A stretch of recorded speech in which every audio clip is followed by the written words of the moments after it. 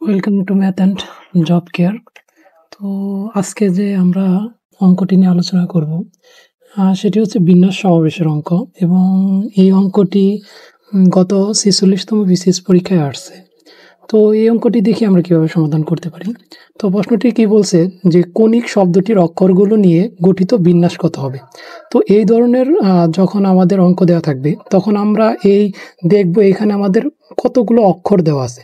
তো আমরা যদি দেখতে পারি 1 2 3 4 5, তাহলে আমাদের 5টি অক্ষর দেওয়া আছে।